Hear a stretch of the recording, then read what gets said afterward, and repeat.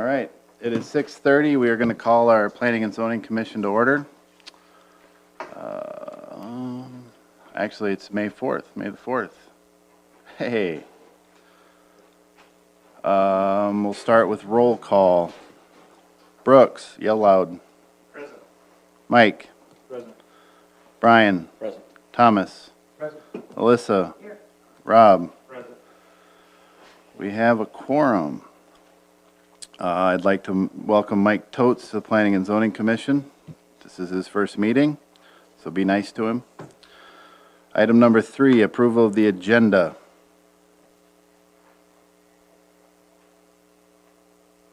We'll make some motion. I move that we approve the agenda. Motion is second to approve the agenda. All those in favor say aye. Aye. Opposed? Motion carries. Item number 4, the consent calendar. Motion to approve the consent calendar. Second. Motion is second to approve the consent calendar. All in favor say aye. Opposed? Motion carries. Item number 5, approval of minutes of I the have a, April 20th, 2023 regular meeting. Yes, sir. I want to know why there's a duplicate of it on page 23 and 24. Patrick? There's probably a duplicate of it just because it reflects what happened at the last conditional use permit application where you was tabled. There we I'm guessing go. that's why Melissa put it in there. Okay.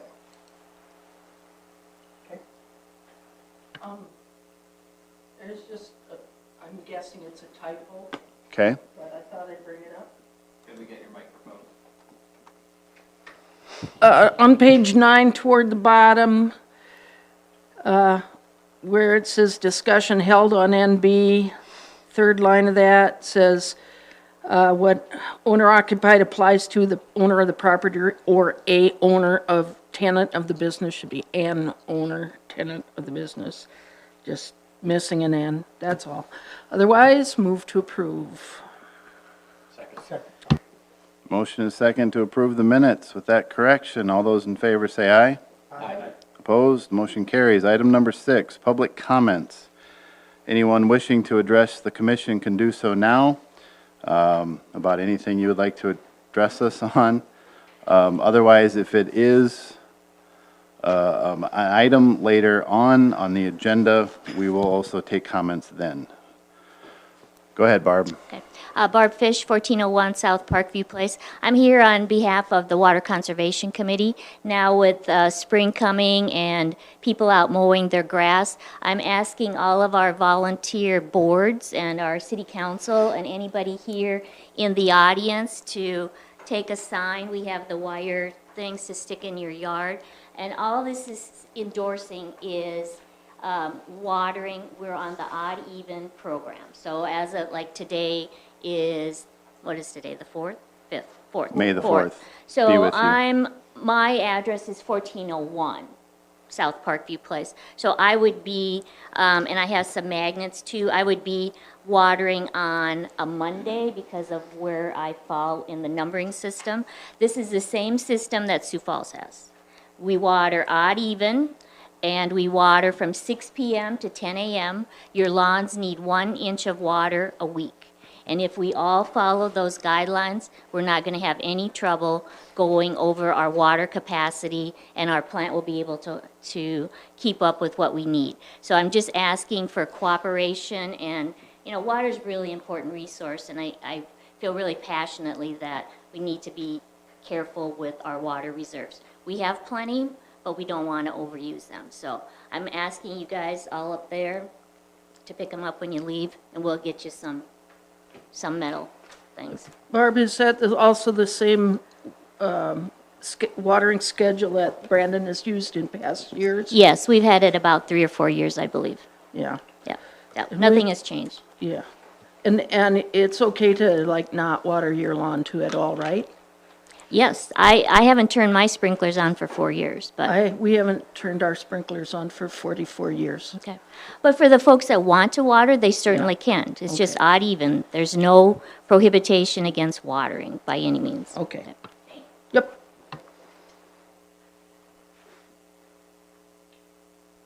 Anyone else for public comments? Okay. Item number 7, conditional use application for 1316 East Martin Place. I believe this is the continuation of our last meeting.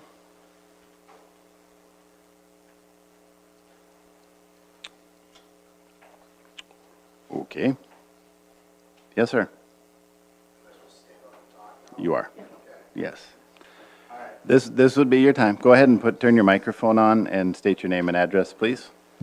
My name's Rob Van Egdom, 1613 Marshall Place, Brandon, South Dakota. Yes, sir. And I have some backup this time. Perfect. Can I ask a question first? Did you just say Shoot. Marshall Place? Martian? Martian Place? Oh, okay. On Martin. the application, it says Martin Place. Sorry, Martin. Oh, okay. All right.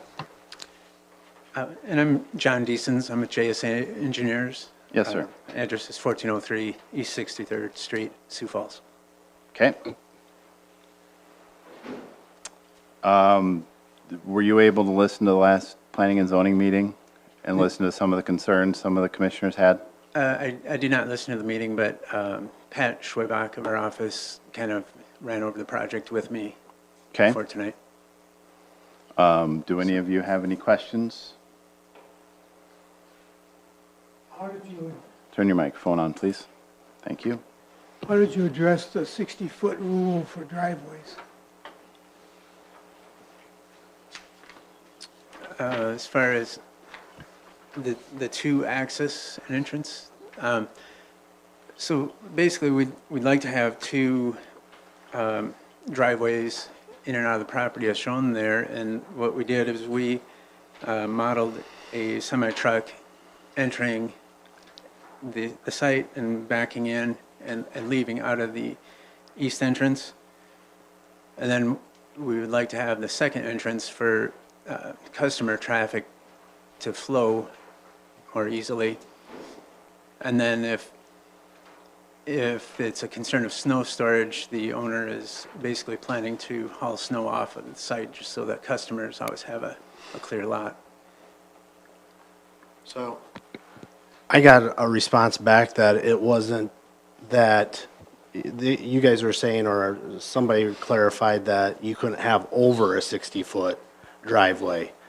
So this one out, the one on the right is 60 or 39.5 and the other one's 24. So when I left and the next day I got an email back, I thought that was cleared up, that you couldn't have a driveway larger than 60 feet. It didn't say anything, the fact that you couldn't have two driveways totaling over 60 feet. Just that driveway couldn't be 60 feet. So that email came from me. That is a staff interpretation of the exception for R3, CB, GB, LI, HI, institutional that says each lot is allowed one driveway per street frontage. The width of each driveway shall not exceed 60 feet as measured at the inside of the sidewalk. Each additional driveway shall require a conditional use permit. So our focus there was on the use of the width of each driveway shall not exceed 60 feet. So the additional driveway can be handled with a conditional use, not a variance? Correct. But this conditional use is not asking It's asking for the second driveway. second driveway. Okay. But it is staff's interpretation that each driveway can be up to 60 feet. That being said, planning and zoning, setting conditions on a conditional use permit, you look at what is necessary to protect health, safety, and welfare. And if having two 60s would be unreasonable and a threat to public health, safety, and welfare, you can certainly address that. Okay. And I think the next one was, you guys were the ones that designed this, that showed that a truck could pull into the driveway. And I don't know if you can show them or what, it's that our trucks can drive into our lot and back up into our loading dock without using the street as a backup point. That's the graph that's up there currently? Yes. Okay. This is the same one we had last week, but I didn't design it, so I couldn't really talk 100% confidently on it. Okay. Yes, I have a Brian. concern with the truck movement. Yes, sir. illustration, it overlaps parking.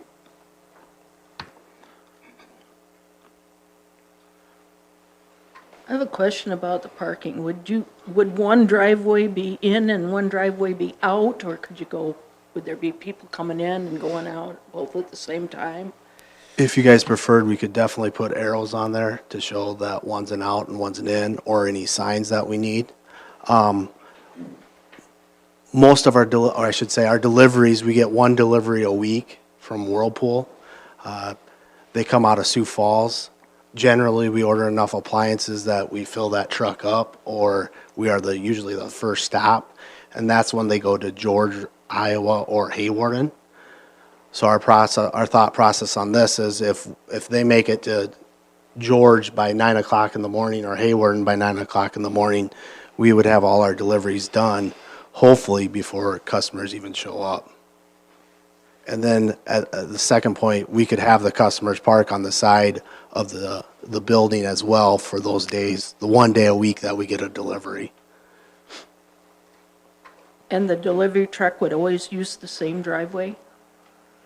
Yeah, it Yeah. would be the larger one. It just wouldn't be feasible with the other one. Yeah. Okay, does anybody else have any questions?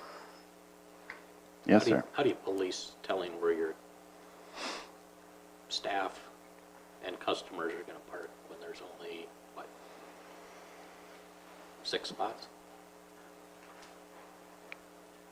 So you're wondering, how could we fit all the customers we have and employees on that side of the, Well, first of all, okay? how do you police that? And that does not comply with the parking requirement if you're telling people they can't park there. What is the, 1 per 300 square feet. can you not put a sign up, or what's the parking But you're requirement? required to have 1 parking stall Yep. per 300 square feet of building.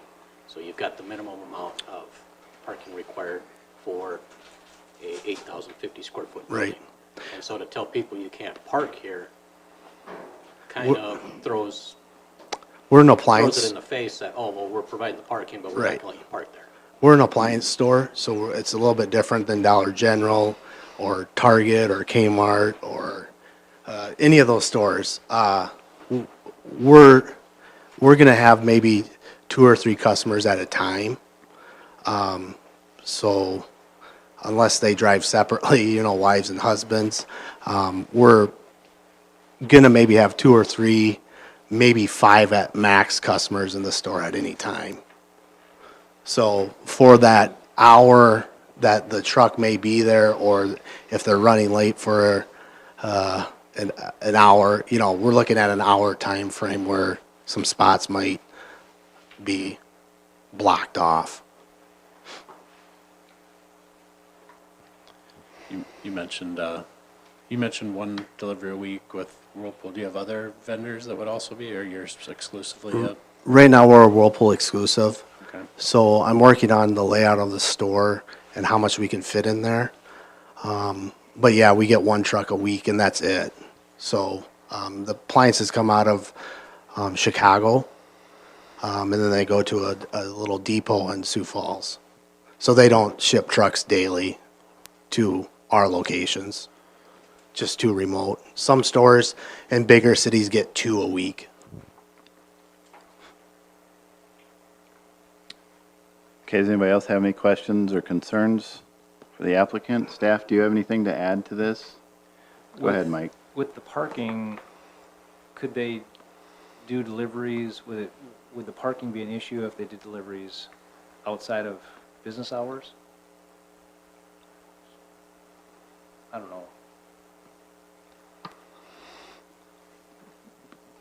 Probably not, no. So you're saying that this setup right now, we couldn't even have it if it's after hours? No. He's saying, would parking be an issue if deliveries were done outside of business hours? Well, right. obviously, outside of business hours, your parking lot's empty. You can Right. turn around on the property if you want. You could do jumping jacks if you want. So, yes. Now, do we know that deliveries always happen outside of business hours? No, we don't. And there's no way to enforce that. this? Trades hands, goes out of business, business models change. If it changes, there's, it could be where they don't even have a truck at all. They could be delivered with a minivan or a bigger cargo van. Just saying, if the Yep. business changed from our hands to another one. So, does anybody else have any questions for the applicant? I will remind you that they asked for a conditional use for a second driveway. So they have some turning issues to deal with, but the conditional use is for a second driveway. And according to city staff, what they're asking for does not necessarily fall outside of the lines of what we should allow. So, with that being said, does anybody else have any questions?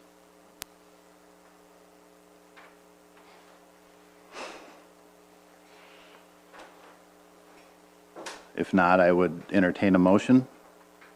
One point of clarification before a vote and a motion. So this is a conditional use permit, so the standard is 2/3 vote of the members need to approve it. So it would take 4 out of 6 of you to vote yes, if you made that motion that way. There we go. If we happen to have a tie vote, then Tim would It break, No. It would fail. There's no typo. there couldn't be a, Correct, yeah, got it. If there's 3 against 3, then it fails. correct. Gotcha. I hate to admit it, Alyssa, but in this thing, I am completely irrelevant. So on the matter of the driveways, I think that's the way I was reading the things last week, was that we don't have a prohibition against having well, we only have technically a prohibition against having one driveway more than 60 feet in this case. So with the conditional use being requesting a second driveway, I do recall, I think we've maybe had some actions in the past where, and that maybe has been mentioned, that there's been someone who's applied for something similar, and it happened that both of their driveways combined were less than 60, and that maybe made it even easier to consider, but I don't see this as something that we prohibit in our ordinance, so with that, I would make a motion that we approve the conditional use. I'll second it. There's a motion and a second to approve the conditional use. Any further discussion? Hearing none. All those in favor say aye. Opposed? Aye. Let's do a roll call just to make sure we have this. Brooks, Aye. Mike, Aye. Brian, Opposed? Thomas, Alyssa, Rob. 5-1, the motion carries. The conditional use is approved. Thanks for coming Thank in. you for your time. Yep. Thank you. All right. Item number 8 is a home occupation permit at 909 East Keystone Circle. Andy and Stacy Sample. Hey, how are you? Good. Well, state your name and address for the record and let us know what you'd like to do. Stacy, Andy, and Oh. Emily Sample. Go ahead and push the button again till the red, There we there you go. Sorry. You're good to go Andy, now. Emily, Stacy Sample, 909 East Keystone Circle. Yes. Brandon. This fascinates me because I'm trying to figure out what HDPE mortars and racks is. The HDPE is the pipe. It's the brand, it's the name of the pipe. Okay? It's wood racks that are used to shoot off fireworks. Okay? Cater to hobbyists and professionals. We don't do to mom and pop or anybody like that, retail type stuff. Okay? You're not filling these with fireworks in your Absolutely garage? not. No explosives. We don't want anything to do with fireworks. Storing gunpowder in your garage? No, we don't want anything like that at all.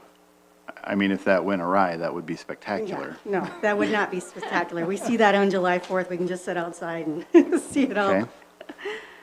So you just want to build these in your Yep. garage? Yep. Okay, does anybody have any questions for the applicants?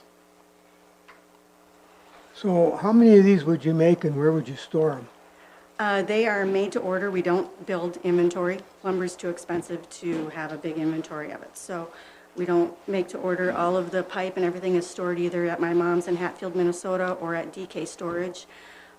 We don't have anything, we palletize our orders and package our orders in our garage, but you never know how many are gonna, it depends on the year. There's, my brother had this business for 18 years and it fluctuated with whoever, you know. Sometimes somebody will order a bunch of them and it'll last 3, 4, 5 years. So it's very sporadic. Okay. Anybody have any other questions? Shoot. I've got a couple of questions. So we received this, I'm assuming Yep. this is part of the Yep. official application? Yep. Because this also involves housing additions without ample information. I mean, definitely don't want to start approving building addition plans without adequate information. Paul, are we approving an addition, or is that something, that's not, Well, the applicant can speak, but they've met with us several times. If the home occupation is approved, then the next step would be that they would potentially like to increase the size of their business operation by adding a third stall. Garage, yep. Yep. But tonight is not approving a site plan. No. It's not approving the garage project. It's just proving that the home occupation, the site plan would go through you, I would assume? Yes. air staff, which Yep. is Patrick and Melissa and I. Okay. Yep. My other question is, what are you doing to compensate and control noise? Air compressors, table saws, circular saws, pneumatic tools. I would say the garage door would be closed. I mean, if there's any complaints or anything, the garage doors would be closed, for sure. But there's no commercial equipment used at all. It's just, just a regular screw gun and regular table saw and circular saw and that type of stuff, and air compressor. So it's nothing that anybody else wouldn't use in their garage to build a flower bed or something, you know? I understand that, Yeah. but you're doing this in a commercial setting, which is a higher volume than someone who might build a dresser or, Sure. I mean, you're doing this Sure. every day repeatedly versus someone who might do it once a night Sure. during the week or maybe on the weekend. And that is exactly what this is. It's not every night, it's not every night, every weekend. It's as needed. It's just, it's not a huge It's a business. Part-time job. We Yeah. have full-time jobs. Yeah. Okay. Anything else? Anybody else? Can I speak on behalf? Come on up. Name and address for the record, please. Jim Pruitt, 912 East Keystone Circle. Sure. Lived across the street for the last 18 years, and we've got good neighbors here. Andy's likes to do a store stuff, and I know they've been looking for some property just for building, and I was doing the same thing, and I finally built a little storage in my backyard, and, the prices of land and building is so incredible, and I just, they basically have only done this for a couple of years, and they do it probably a couple months, May to July, and the fireworks season's over, and essentially they just run some screw guns and stuff, and it's never been a bother to me, and I want to let you all know that. So you're speaking in favor of them? Yes, sir. There you go. Come on up. Ryan Bailey, 905 Keystone Circle. Yes, Live sir. right next door. Yes. Keep it short, quiet, considerate neighbors. Never hear anything, never see anything. So they're, like I said, never been a bother. I've heard other neighbors make more noise doing their hobbies and stuff.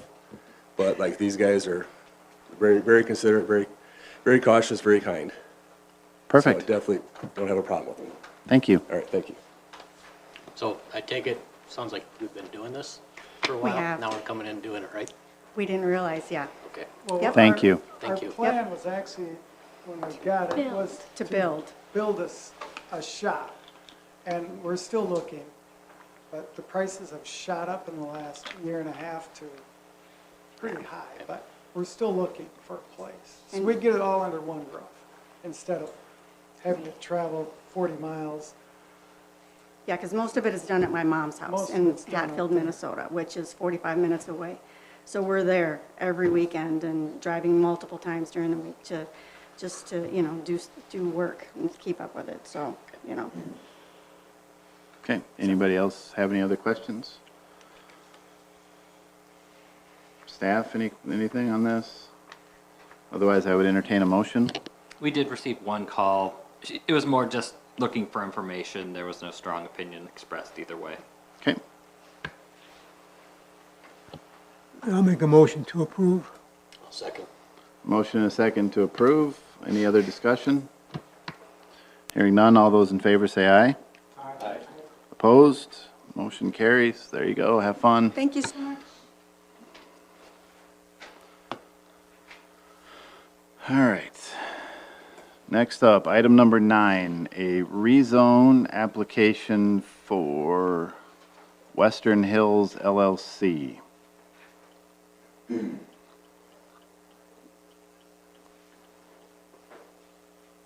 there anyone here to speak on this? I'll go first.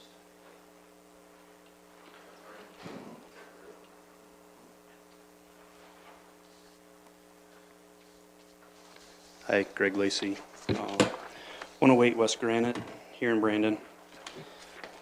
So this is right behind our house, and came downtown, met with Patrick and Melissa, went over some of the things that going from R1 to R2 changes, which I'm sure you are all aware of. And I know that the plan is single-family, sounds like slab-on-grade villas, Yes. but it could be fourplexes, and it could be conditional use to an eightplex, am I correct? Is that correct, city staff? A permitted use that is allowed in R2 is single-family attached dwelling up to 4. Okay, Okay. So we built a couple of years ago, we're the third house in from Sue right there. And I personally don't like, for several reasons, most of it's traffic. All the traffic in our neighborhood comes up Sue, and anything back behind there right now is going to go in front of my house and then take a right up. I think it's Slate right there, that one that goes north. And eventually I know it's going to be attached to Emerald down the line, but my main concern is traffic and the idea, you know, of a 45-foot tall fourplex being right out my back window. Max height on single family is 35 feet. And I guess I don't want that right behind me. When we moved up there, we've lived in 3 different places up in Stone Ridge Estates. And everything's been R1 up there since we moved there. So I don't understand just that little 6-acre L, switching that to R2. So I guess that's my question on that. And I also understand the setbacks for that area have already been changed from 7 feet to 5 feet. Do I have that right, Patrick? For a single-family detached home, correct. That was done a couple of months ago by P&Z. It went from 7 feet to 5 feet. Okay, was there and a is public that, hearing is that on in, just in R2? Correct. That's just in R2, was there a public, absolutely, Okay. yes. That's not just for this area. It's across, Yeah. it's across the board for R2. Everything, oh, Yeah, R2. Not just for this. In the city limits. Right, R2 is 5 foot. Yeah, but it's not just for this specific property. For anywhere in the It's across city. Right. Yep.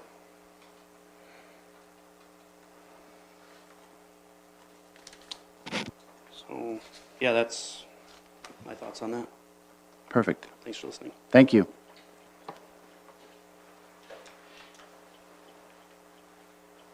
Anybody else?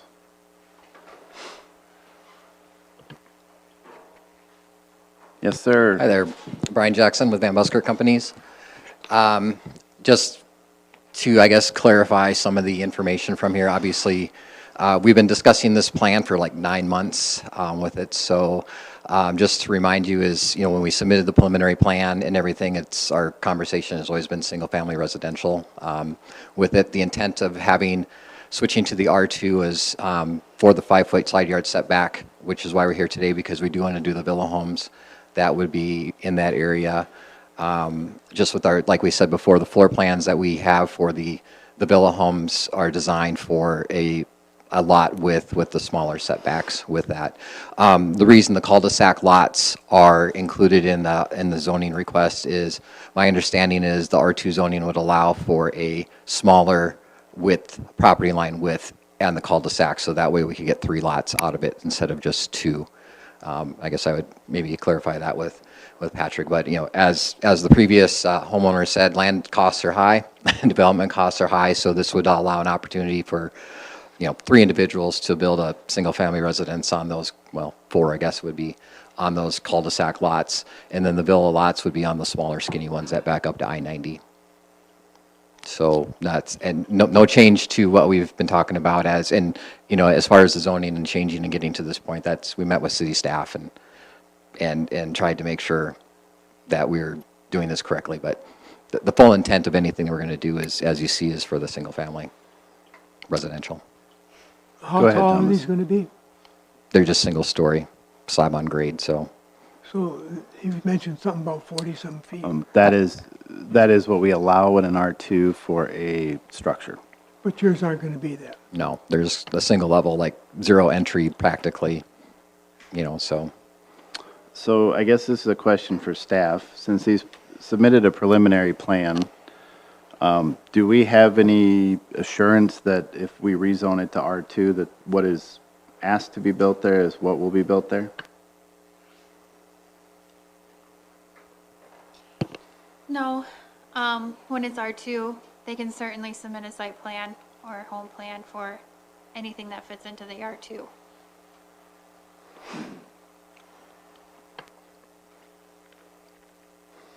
I know.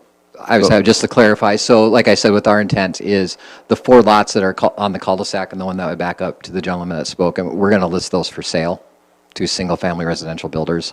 So our intent is to only build on the ones that are backing up to I-90, the skinnier ones. That's our business model. So I have a comment. My understanding, as we've discussed that here, previous meetings, was that the lots on the north side of the road were going to be the villa lots. So it was always my understanding those lots were being contemplated as R2. It was not my understanding that the cul-de-sac lots, which abut property to the east, that those were intended to be R2 as well. So is there a reason that all of the lots are being proposed R1?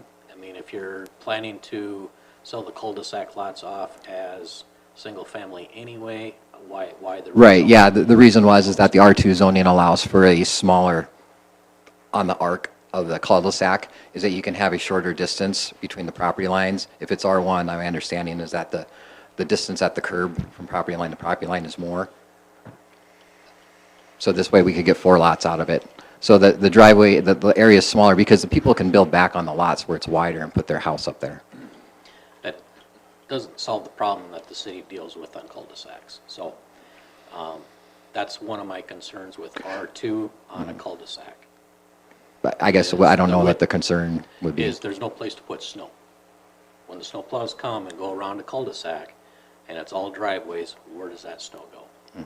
It's also the person who owns the house that's Right. in the cul-de-sac, where did they put the snow? Right. I guess my response to that is this plan here has been roughly the same sketch for practically 15 to 20 years, so it's. So what is the width of those property lines on the cul-de-sac? I don't know right off the top of my head. Can you see it on the plan?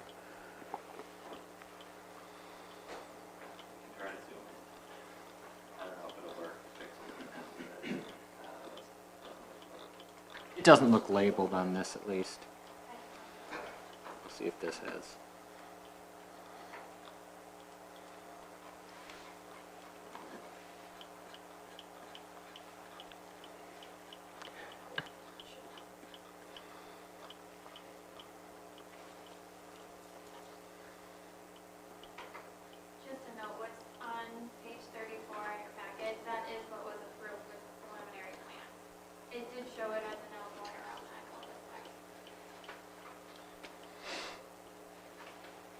Say that again? Which shown in the packet there and up on the screen, that was approved with preliminary plans with this board. But it was R1. Nope, it's R2. We did have that discussion and pointed it out that these lots, that whole L shape would be replatted and then rezoned to an R2.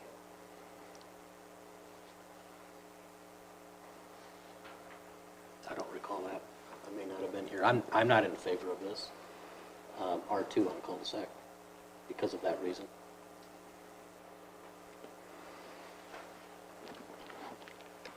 I guess my response is you're going to have a cul-de-sac regardless if there's 3 lots or 4 lots. There's no place else to go with that.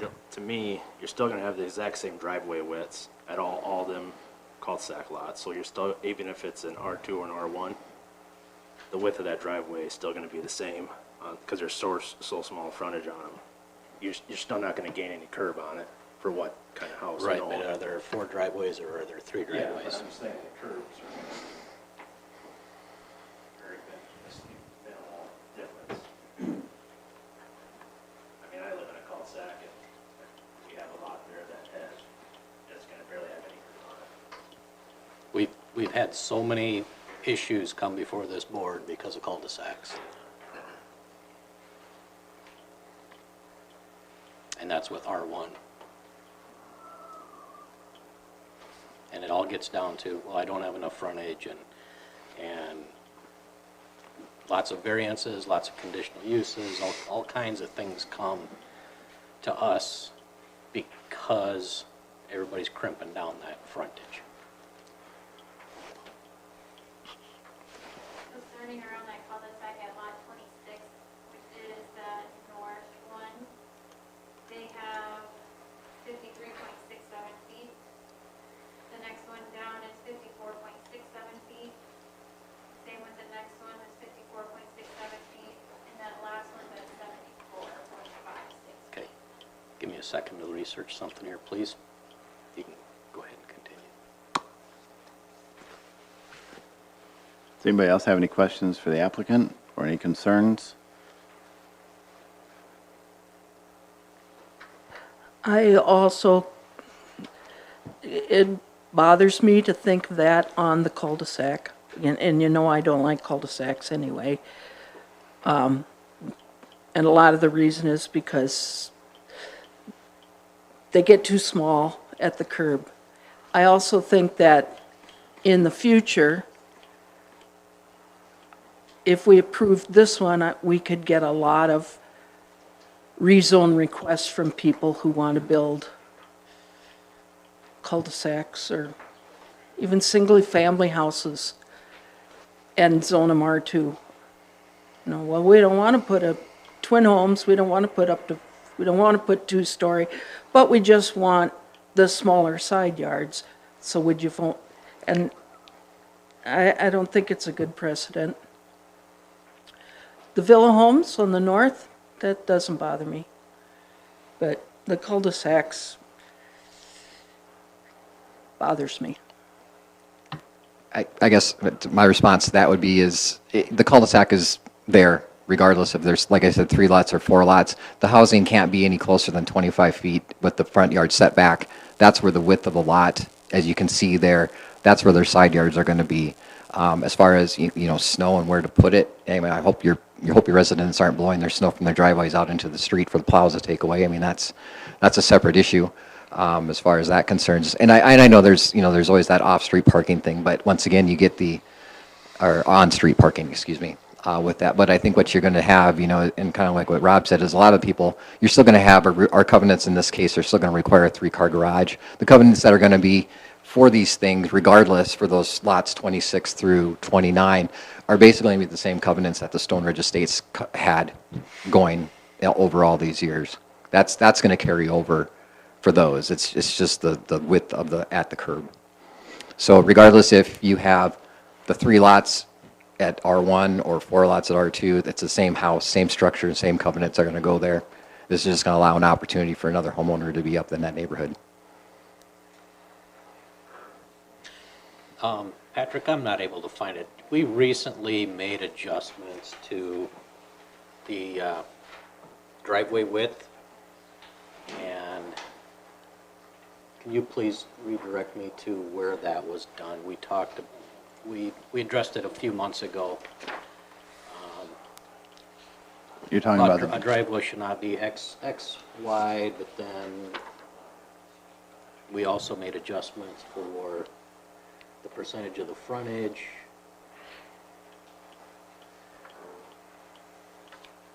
Can you direct me where we place that in here? I could try. I might need a bit more information, but most of that, if you have the current ordinance, a lot of stuff about driveway widths is on page 79.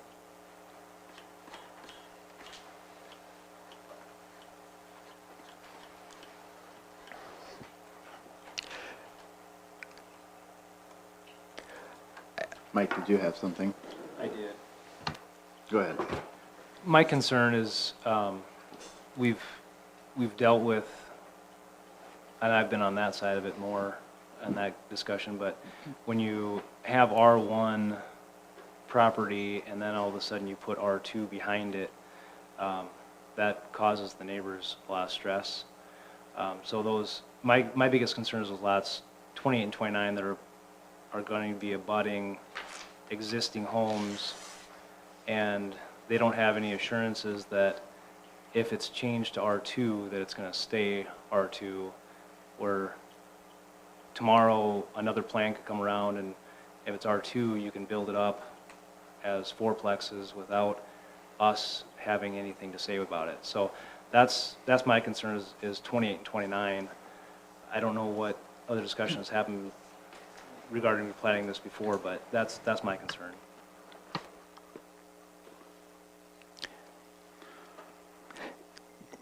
I guess like my response to that would be is, once this is done, we will submit the next plat for them to be single-family residential homes, that we just had to do this part of the process first.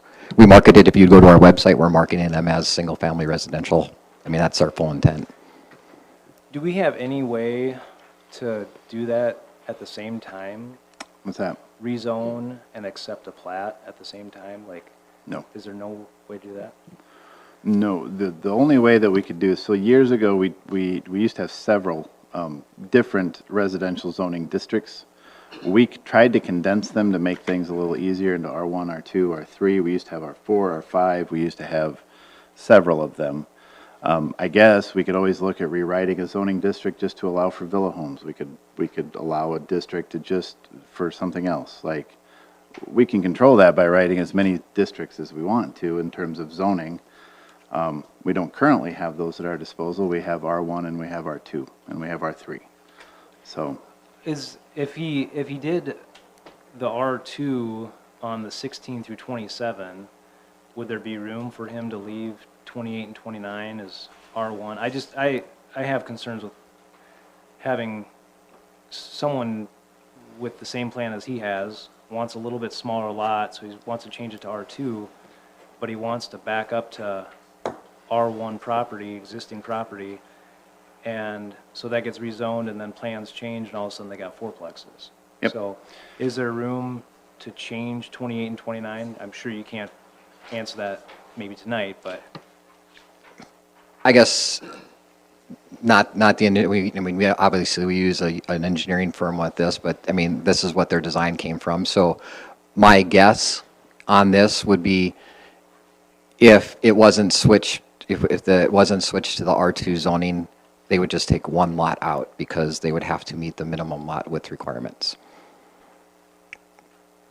So in this case, yeah, I guess I'm not sure what to tell you. I mean, the intent to, I mean, you can't put a fourplex on lot 29 the way it is.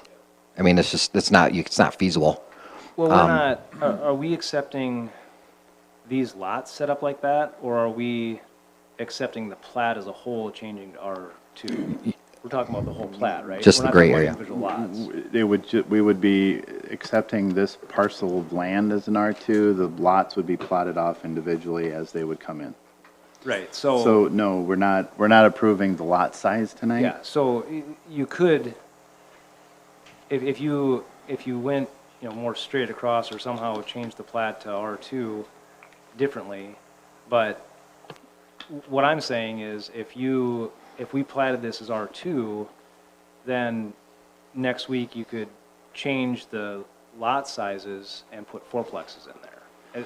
Theoretically. I'm not saying Theoretically, you I will. could, but yeah, it would That's have to my come through city staff and for you guys to review it again and approve. I mean, it's, Well, if we approve it to R2, then you can, as long as you meet setbacks and other things, then.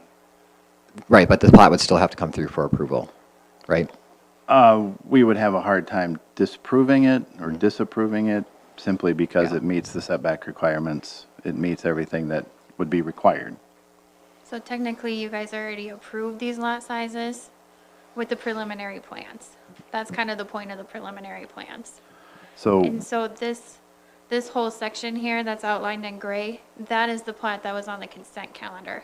And we needed that platted separately so that we had a legal description for the rezone. so are you saying that the lots cannot change? So they could, but I think with this discussion, there would be reason to go back to preliminary plans and put it back in front of the board if we needed to. So you are, I'm saying, because we approved a layout, That's the point of the preliminary plans. but those weren't Yeah. finalized lot sizes. So we don't Because it's not the review final lot plat. sizes because they're not platted, so now you're telling us we can't contest it now. But you don't approve the So final we- so plats. we're never That's, given the opportunity to contest a lot size. you don't approve. The only part of a lot size that you approve is in preliminary plans. Right, my point is, when are we given the opportunity to contest a lot size with the correct zoning on it? In preliminary plans. But we didn't have this as R2 in preliminary plan. Yes, you did. It was stated as R2 in preliminary plans. There was a discussion about it, as we talked about the setbacks. Those two discussions were going on at the same time. Okay, I don't recall that. So you're saying it was labeled as and indicated as intent I- to ask? I think honestly, this exhibit that's up there is probably from the preliminary plan itself. And so it has that arrow that, where it says it's existing like there, but if you'd go back to the, right to the arrow, it says it's right specifically there, that'd be R1 to R2. So that's where this exhibit came from, was right from the preliminary plan that you approved. I can't read lot widths on that. That lot 29, the west side still has to be 7 foot because it's butting into an R1. So the only setback that'll be different is the east side will be 5 foot. Could be. I mean, yeah. Right, right. So I guess where are the lot sizes shown on there that we approved? You want me to grab preliminary plans that were signed and approved? Yeah, the lot widths.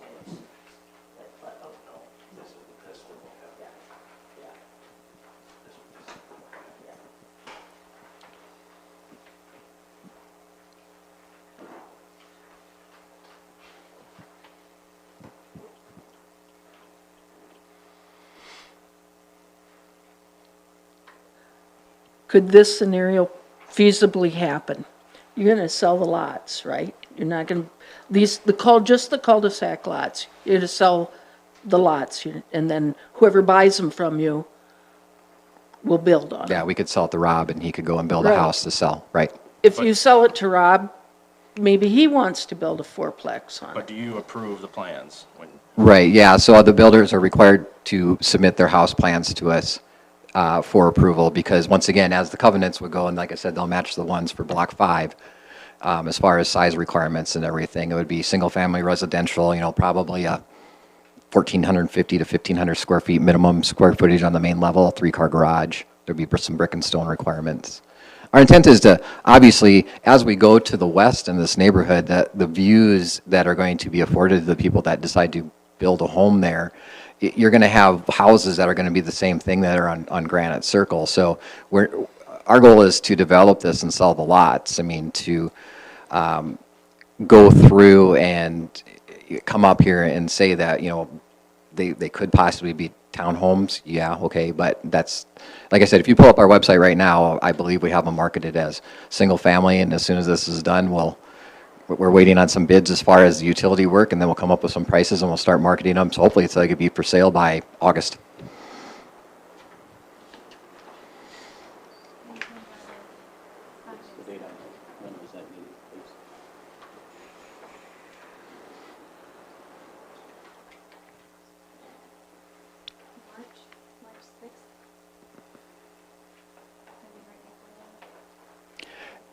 I guess as they're looking at this, the one thing I would state is, we come and do a lot of business with you. I mean, Van Buskirks has been developing in this community for 20 years.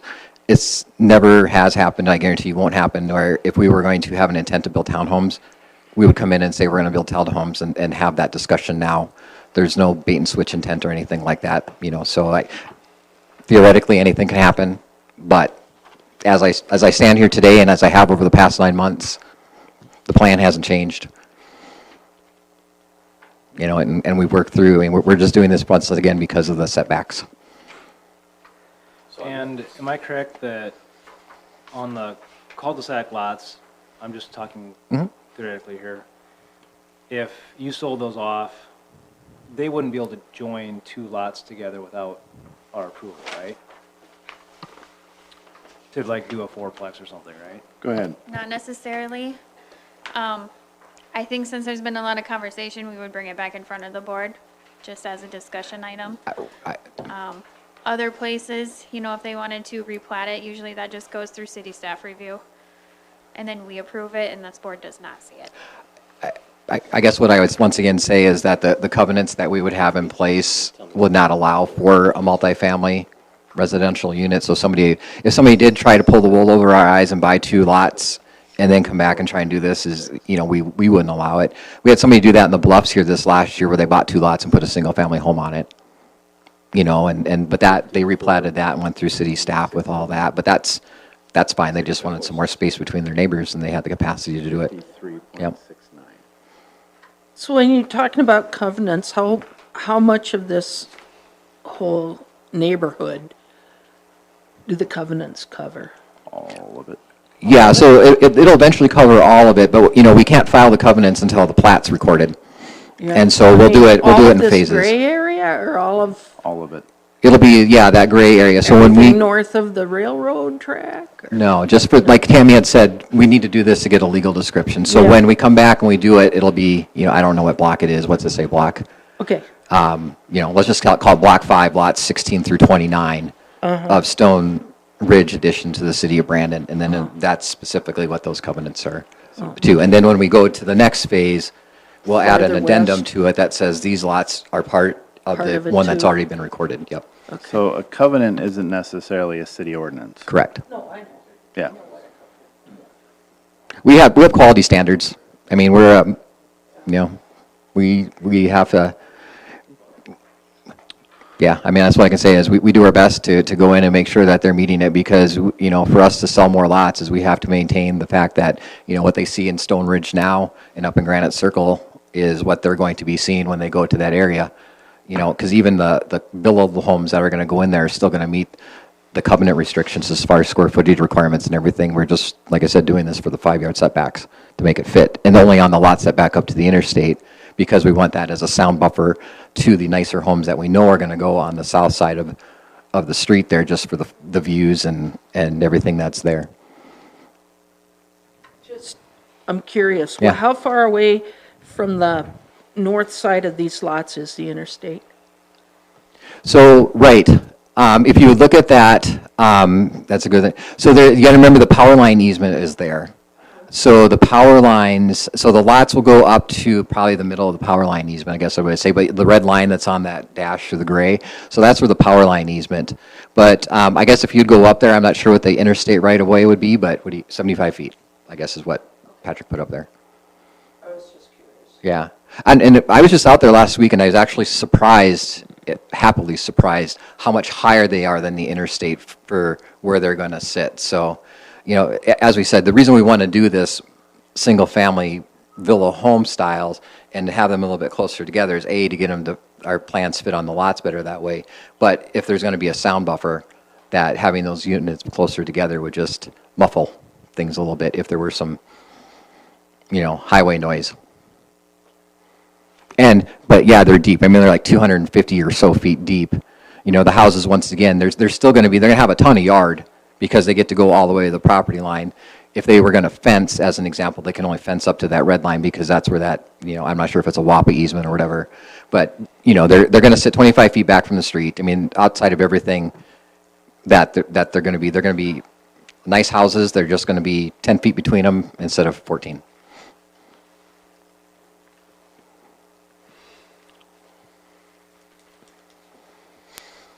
Does anybody else have any questions? Staff have anything to add to this? This would be a recommendation. This would be a recommendation to city council. Yep. They have the final say. Correct. Go ahead, Dave. David Smoke, 1005 North Granite, Brandon. I live up there. If you want to know where they put the snow, it's at the end of my driveway in the cul-de-sac. To get it off the record at first, I'm opposed to this. I think it would solve some problems. I've heard some comments here that we don't like cul-de-sacs.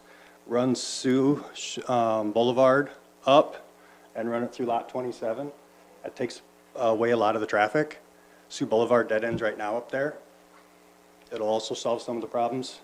By doing what we're doing, we're kind of log jamming a lot of traffic back into that corner. There's a different property owner, that's the problem. It's Bukowski, so you'd have to talk to him, Mhm. and probably won't happen. Okay, I am opposed to, the 28, 29, 28, and I've heard some, my intent is, our desire is, our plan is, but as you guys had heard, and gals, there's nothing that says that once this is zoned this way, that other things can't happen.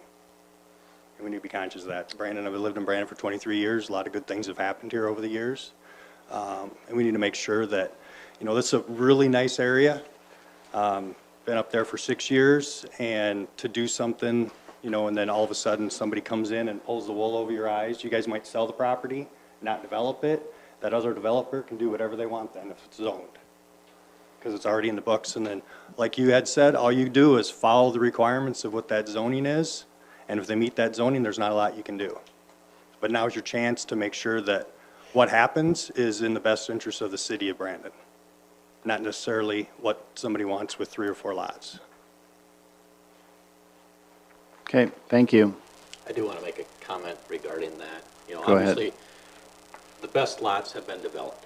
There's some very nice, expensive houses on those lots. Now, we can't assume that people are going to want to build the same level of house against an interstate. So, moving into the development like that, you have to understand that you're not going to have the same level of development down the hill as you are up against the interstate. So, you guys got to take that into consideration. No, I know I grew up along the interstate. No, I know. I'm just saying that. So. Okay. Years of my life back up to the interstate. Okay, I do have some concerns, so I found what I was looking for. okay. Hold on just a second, we'll get to you. Yep. I don't recall this coming to us with lot widths and saying it was R2, but it may have. Okay. My concern with this is we reduced the size of the R2 lots. Okay, you guys recall that as part of this that came to us. When we talked about that, we were pretty much talking about villa lots, which I'm fine with that. A 50-foot lot, our ordinance allows up to 40-foot wide driveways for the width of the garage. So a 50-foot lot, 5-yard setbacks, basically the whole front yard is driveway, okay? If the garage is the full width of the house on the front. Now, that works great in a rectangular property.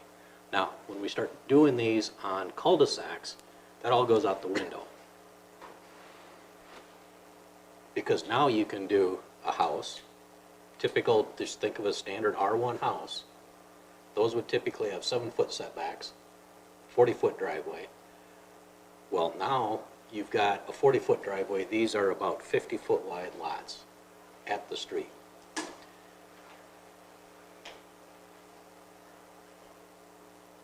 So by doing this, we're allowing a 40-foot wide driveway at the street on a 50-foot wide lot on a cul-de-sac. I don't think that's appropriate.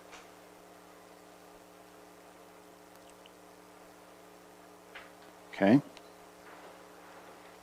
Anything else? Okay. Shut your mic off. Go ahead, sir.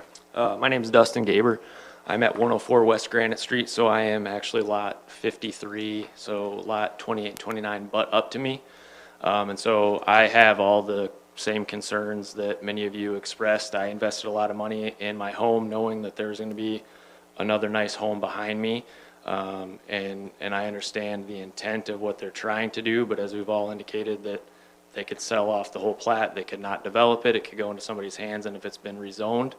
I also understand they're trying to build villas there with setbacks that fit their plans better, but I would also say I had to adjust my building plans to fit the setbacks on my lot as they were, so maybe it's as simple as adjusting building plans for those lots so that they can fit on there as opposed to rezoning. So I have concern with the possibility of additional traffic up there, just like my other neighbors have said.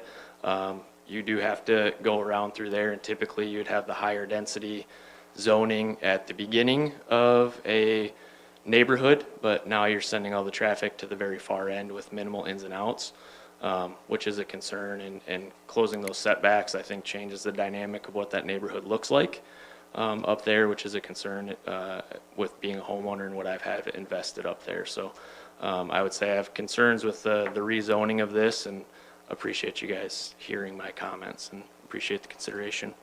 Thank you. Yes, sir.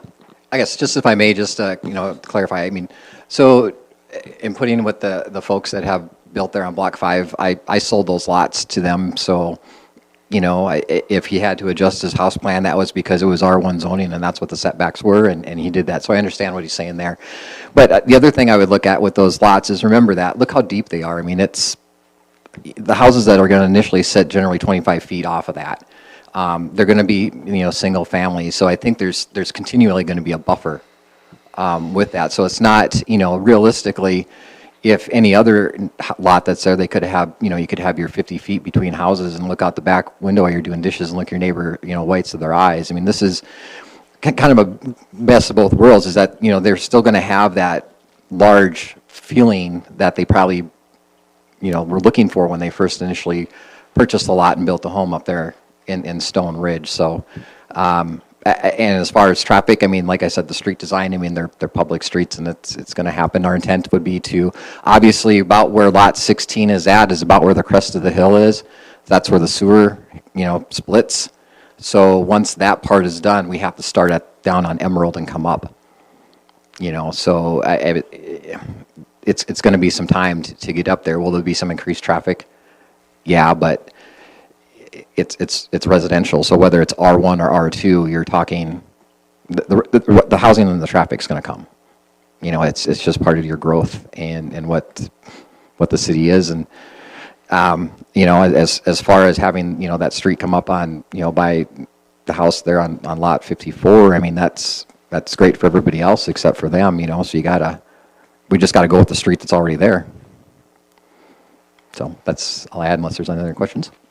I have a lady right behind you who'd like to speak. Go ahead. Kelly Zabee, 112 West Granite Street, so I would be lot 51. I am also opposed.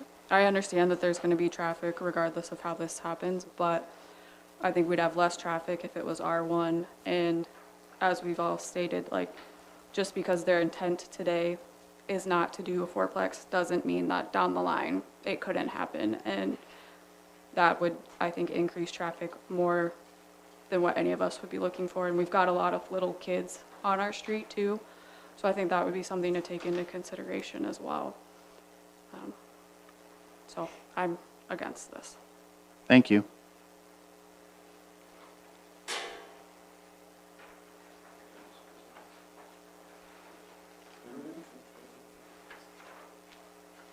Yes, sir. Kevin Johnson, 700 North Copper Avenue. I am on the back side of this, also opposed. I'm one block off of Emerald back to the east as this was to go through. Obviously, traffic in the development is a big concern. There is only 2 roads in, one coming from the gravel and one coming under the railroad tracks. Another big concern for me was, does this set a precedent to allow this to happen all the way around and back down towards Emerald? And then my biggest concern, I guess, is going to R2. You actually open up the ability for that 8-plex, and that scares me a lot in our development. Conditional use granted, obviously, to get there, but it opens the 4-plex right away, and conditional use to the 8-plex. So all of these things I find is a significant disadvantage and a negative to our neighborhood, and I just wanted that on the record. Thank you. Thank you.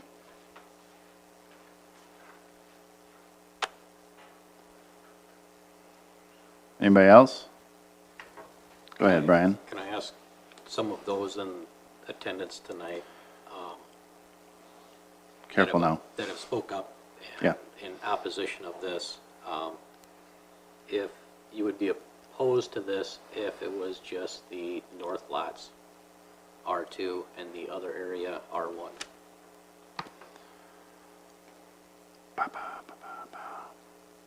Would anybody like to answer that question? Shoot. I mean, I would say it'd be easier if it was all R1. I have the same concern. Could that be those 16 through 25? Could those lots be replatted and fourplexes put on? Again, it's the increased traffic. As a homeowner in lot 53, I would certainly feel better knowing that I have the assurance of R1 behind me. But I would just as soon see our entire neighborhood remain that R1. The way those lots are drawn, if they were replatted into fourplex lots, you're not going to get that many more people compared to what they're set up right now as villa lots. So I would also say Yeah. aesthetics of the neighborhood as well, in addition to the traffic. Okay. Anyone else?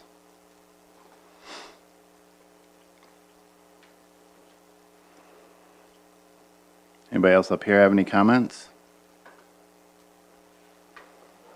Yes, I Mike. see, I'm a residential appraiser by trade, that's what I do during the day. I see a lot of villas, and this is actually a really good spot for them, like you said, to line up off of the interstate like that. As long as they stay platted like that, that's really going to be almost a benefit to you guys. It's a good use of that land. For that to remain, to be R1, you wouldn't, if you were going to plan that, you wouldn't normally plan R1 along an interstate, and I understand going through a neighborhood, you're not going to like that.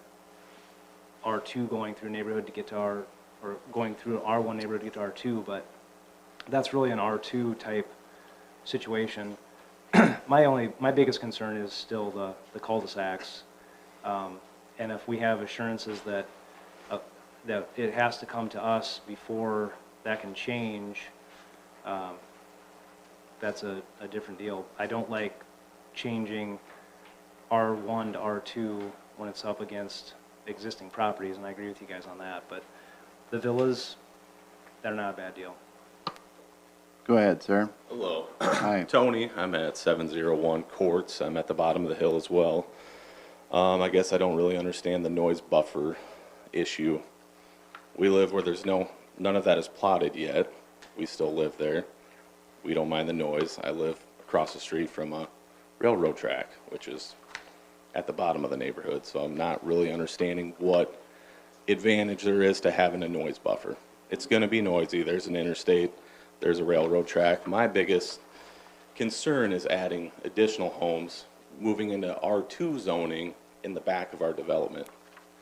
Like Kevin said, there's one way in, paved, there's one way out, gravel. So you're allowing more traffic in, and there's not really means of infrastructure to add more occupancy into Stone Ridge. I would much rather see it R1. I think a lot of people in this room would much rather see it R1, and that's my biggest concern, is that there's still verbiage to possibly grow even higher than what is being stated today. Okay. So the noise buffer to me is kind of obsolete. It's noisy. We're up by the interstate, we're right by a railroad track. The biggest thing I think is infrastructure and how that traffic flows in and out of our neighborhood. Tammy, can you, Okay. I mean, you maybe don't know this, but how much traffic is up there? Flow, car count wise? Do we do car counts in residential neighborhoods? We do.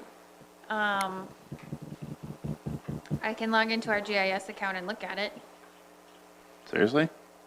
Yeah. Okay. Awesome. Give me a Yes, sir. minute. I guess my only question would be, we're talking villas up there. Is there a reason that villas could not be built on lots 16 through 25 as it's currently platted in R1?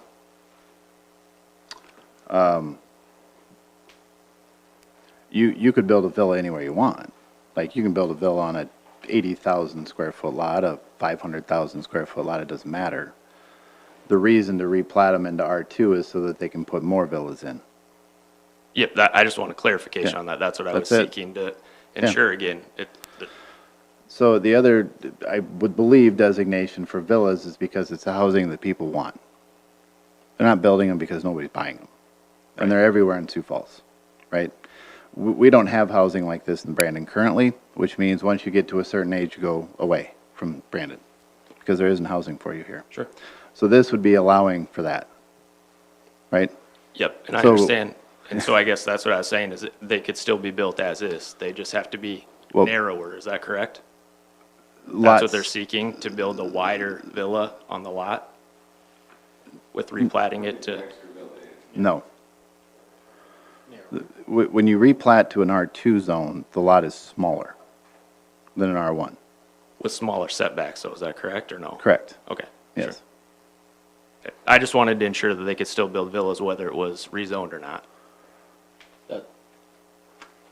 To clarify, when we talk about the setbacks, it's a 5-foot setback between an R2 and an R2, or between an R2 and an R3. It's a 7-foot setback if it's between an R2 and an R1. So if you have an R2 next to an R1, their house has to be 7 foot away from the property line, just like your house has to be 7 foot away from the property line, just to clarify that. Yes.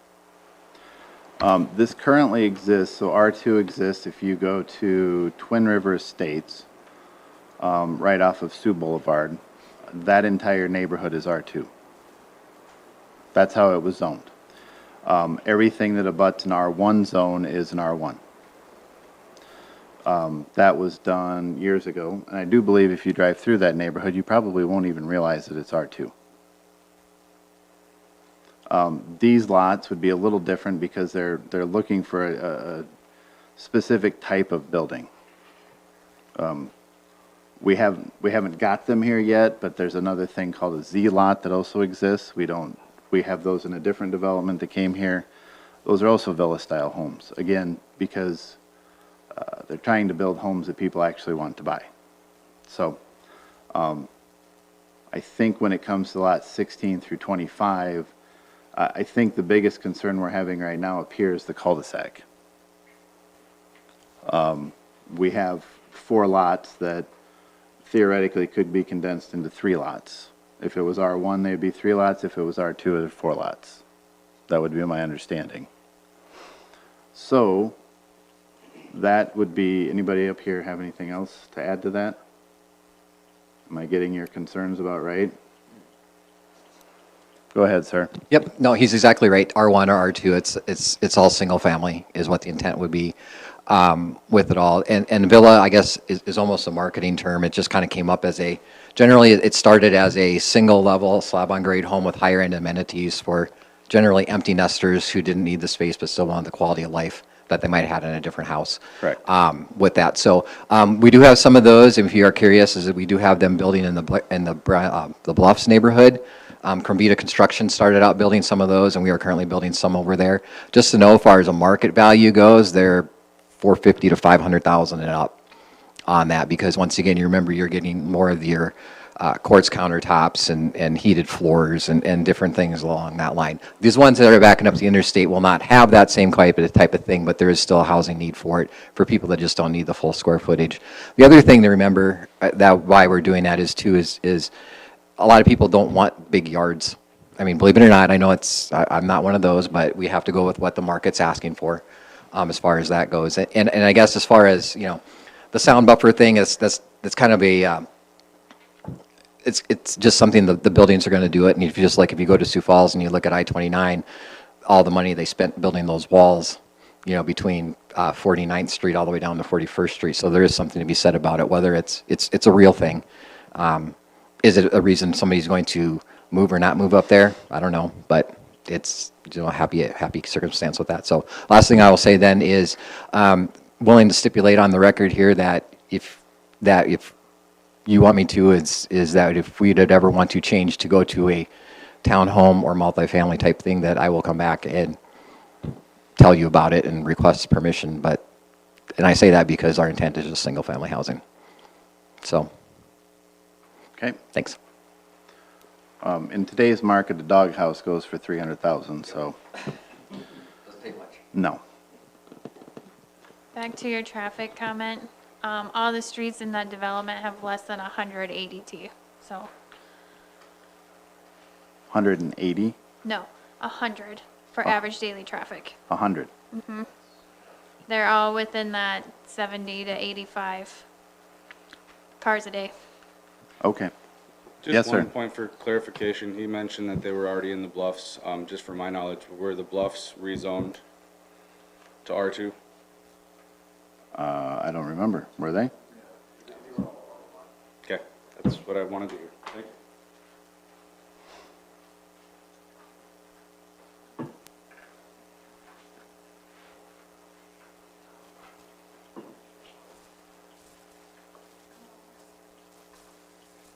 Okay, anybody up here have anything else? I'm still concerned about the cul-de-sac. I'm not sure if having 5-foot setbacks is going to alleviate any or most of the problems we get with cul-de-sacs. I'd be more comfortable if there were 3 instead of 4. We get a lot of requests from people for variance. They want to put the camper on the side and they want to make their driveway bigger, or, you know, for whatever reason, they want to get into their side yards. And when it's only a 5-foot side yard to begin with, still bothers me. Okay. So we have a request for rezone that we either have to approve or deny. Can we make amendments to what they're asking for? So we either have, What would you, What would you amend? well, I don't know, I'm asking. I feel like you You guys are the smart already ones. approved that with preliminary Okay. plans. So we approve this with preliminary plans. Okay? So when we approve a preliminary plan, that means we automatically have to approve a rezone? No. No. Okay?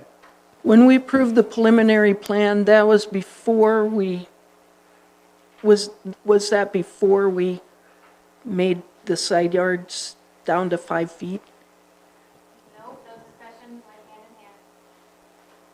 I'm sorry, I can't hear you. They- Judge, okay. Yes. Okay.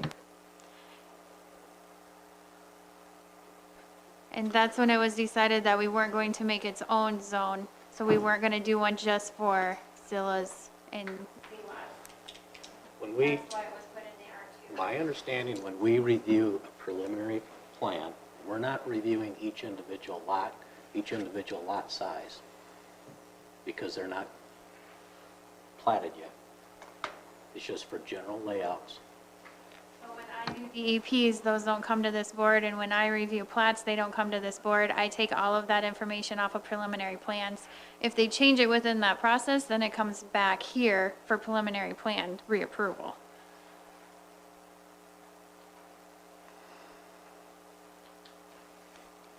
So at some point, we have to be able to have a say in R2 lots on a cul-de-sac. And we're making a statement now, Tammy.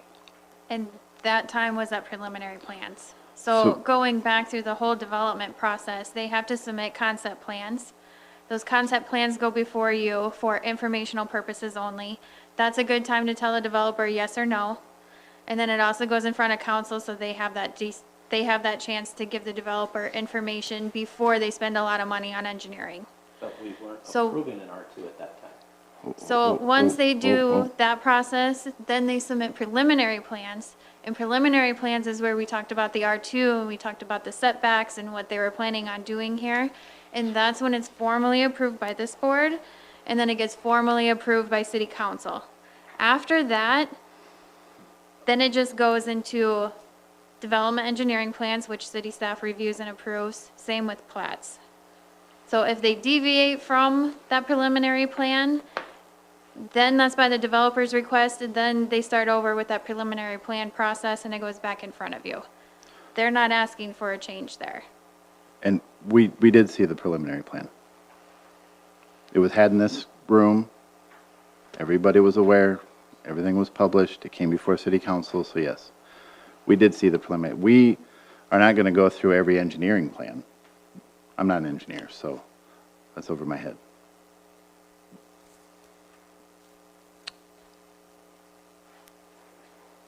Question. Go ahead. Are the neighbors notified as they were this time around when we do a preliminary plan? We don't have that in place. Would you like us to? I think it's something the city council or you, or excuse me, P and Z needs to look at. So, Because right now, I think some of you even see it that you're kind of the chicken or the egg, and what am I voting on, and when am I voting on it? And when am I approving, and now I can't approve this, and when can I approve this? And So- I think this might be a good chance, maybe we need to reset. And I am still opposed to this. But regardless of what was looked at in the preliminary plan, none of us were notified of it as we were on this rezoning. So we, a couple of years ago, started sending out 300-foot notices for variance and conditional uses. We decided to do a rezone as well. What else would you like us to include? Because we do a lot of things, so do you want to get inundated with mail? No. Because we could do notices for everything we hear. Well, that's something, you guys know what you hear, I don't. So, I mean, if you want to have a discussion within yourselves, and then you could open that up for Brandon resident comments after you folks come up with a agenda or a list of those items, and then see what the public has interest in of being notified. Did you fill out the comp plan survey? Yes, I did. Nice. Seriously? Did you include that? Can I include it? No, did you include that? Yes. Okay, Yes, I filled it out at my desk at work. okay. Thank you for that, by the way.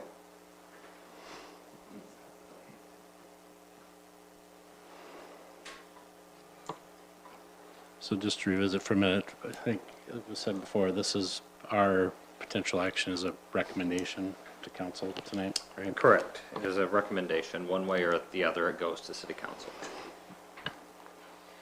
Yes. Well, I remember this discussion, I thought well, and I will just say that I remember really discussing these lots 16 to 25, and like some others, maybe to my own fault, I don't recall the cul-de-sac, and that is still the part that is concerning to me.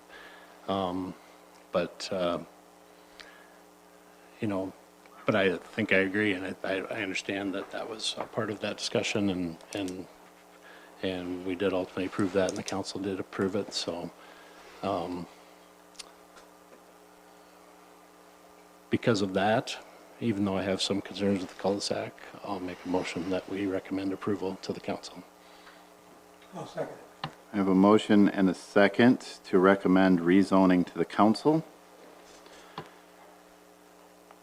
Any other discussion? Hearing none, I think I will do a roll call vote on this one. Brooks? Aye. Mike? No. Brian? Opposed. Thomas? Aye. Alyssa? Aye. Rob? Aye. That is 4-2. The motion passes to approve recommendation for the rezone to the city council, which will be heard on, We'll have to make sure, but it would have been in your letter when we scheduled the public hearing. It's likely the next city council meeting, but we would have to confirm. okay? Public forum at that meeting? Sure is, Yes. just like this one. Okay. Item number 10. If you guys would like to stay, this is where it gets very interesting. Owner occupied dwelling unit clarification. So, I'm kidding, you can leave if you want. So Lee had a couple questions. We put together a memo just to figure out, this especially applies to the GB language, but kind of what our vision and intent and purpose was for owner-occupied dwellings versus the term dwelling. So there are kind of a couple of questions laid out, but Lee can lay out his scenario and hopefully we can get some answers for him. Lee Skelling, 204 Elm Circle, Brandon. So my question is, I have a potential Little Debbie salesman that lives in Minneapolis, that is a route salesman, looking to occupy a general business on Frontier location. He is not the tenant. The driver is not the tenant, and neither I as the owner am not running the business there. So my question is, I'm trying to come up with something like an accessory room where this individual would live in Minneapolis. It's a hybrid employee that they do their route on, they come to Brandon on Monday morning. They sleep in Brandon Monday night, Tuesday night, and Wednesday night. Thursday, they take their route back to Mankato and back to Minneapolis. They stay there Thursday night, Friday night, Saturday, and Sunday with their family, and then they repeat next week. So their supplies, their van, their samples, all their shipping in, that kind of stuff would go right to the convenience store, to the Walmart, that kind of thing direct. But this is the employee salesman of Little Debbie. And where is this in the industrial park? On the Odie properties, Okay. on Frontier, Okay. north of the funeral home there. So Them are who's general the- business. Who's the business tenant then? Little Debbie.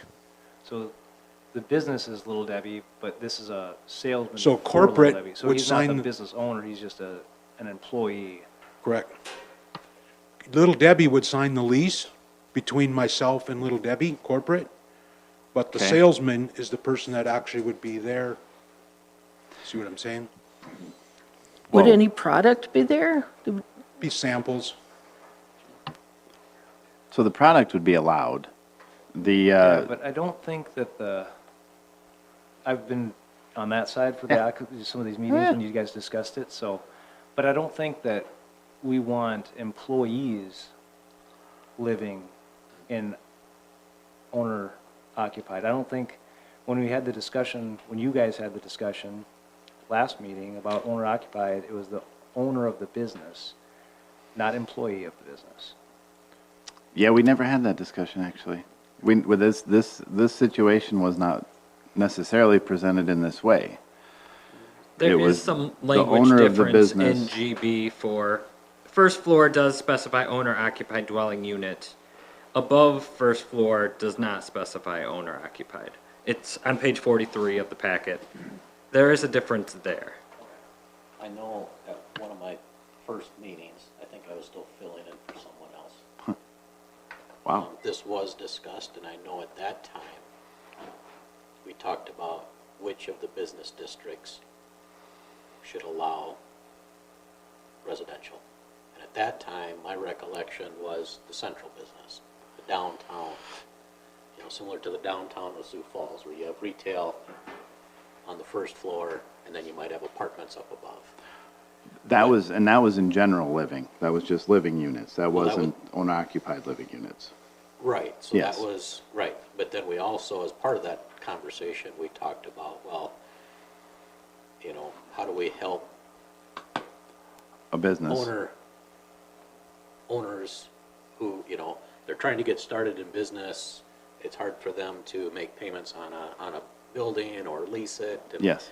And do we want to do something to maybe help them? And so we talked about doing that in industrial areas and commercial, but I don't know that we ever intended to have actual dwelling units in general business outside of downtown.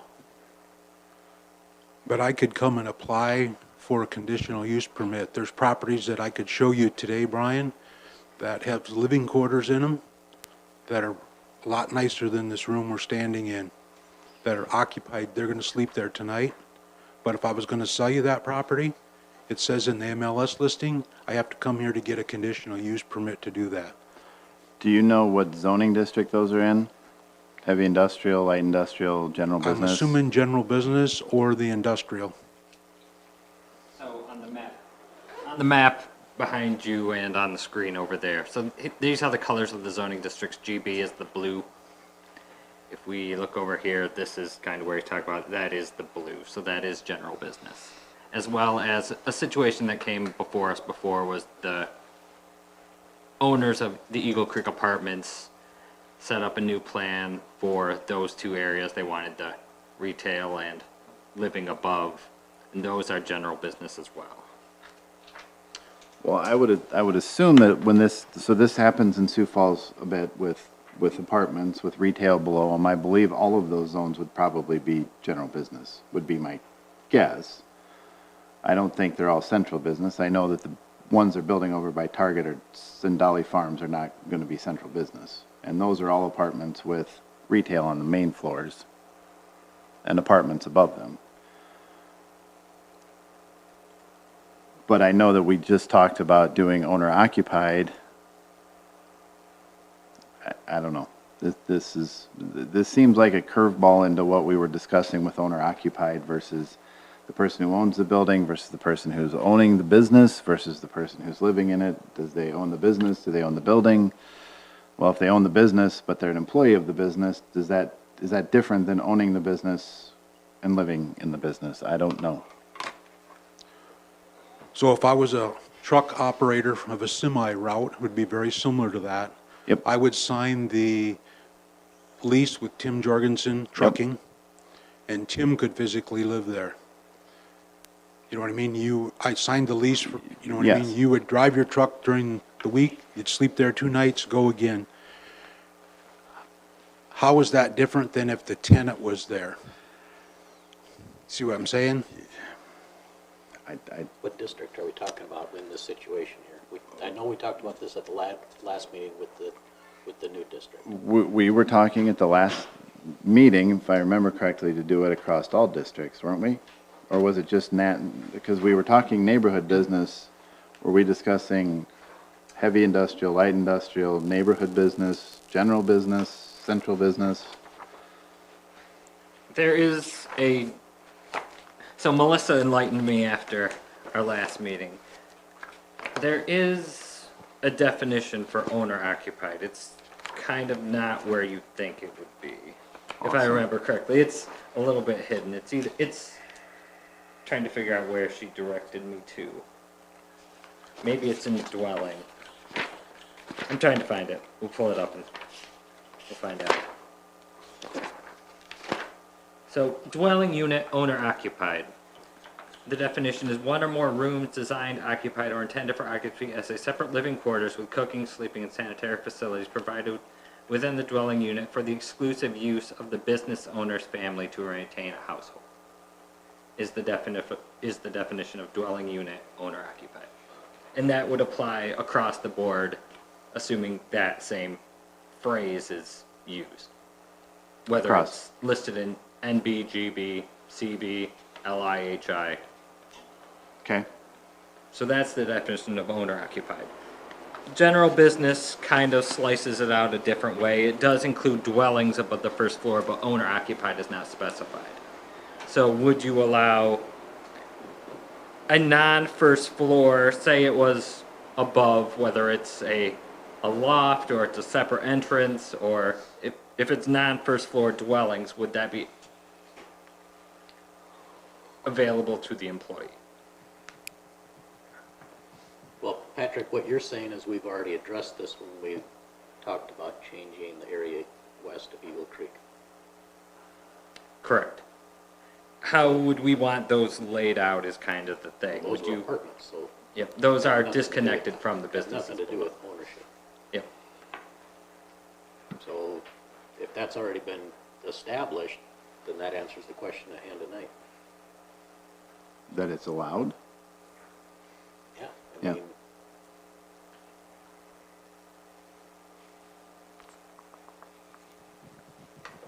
I guess I'm confused because if we have a definition of owner occupied, and it says for the use of the, it says only for the use of the family of the owner. And then under the ordinance, when it says owner occupied, and then it talks about where this can be, but it says owner occupied, and we have a definition for owner occupied. That, I guess I'm not sure what the question is if it says it's only for the family of the owner of the business. An employee of the business is entirely different than the owner of a business. The driver just needs to marry Little Debbie. Well, the way it's written, you can have anything you want, second floor and up. Owner occupied or other occupied. Apartments, ownership, whatever you want. The only thing according to our ordinance is that if you have residential on the first floor, it has to be lived in by the owner of the business.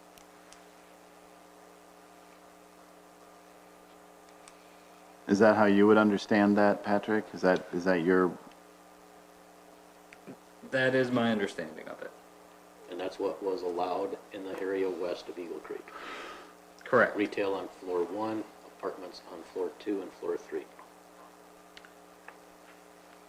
Lee's proposal is a little bit different, but if you strictly cut it by first floor versus not, then there's not a distinguishing. It sounds like there you would have the unit and it would be connected from the first floor unit to the second floor unit. There wouldn't be a separation. Correct. Some of them buildings are 18 and 20 foot tall, so they already have a mezzanine in them. And that's where that's exactly like the one that I was talking about, like it says that I have to apply for a conditional use permit to continue to live there if you were to buy that building. So that's where the conditional use thing comes into play. Would you want a connected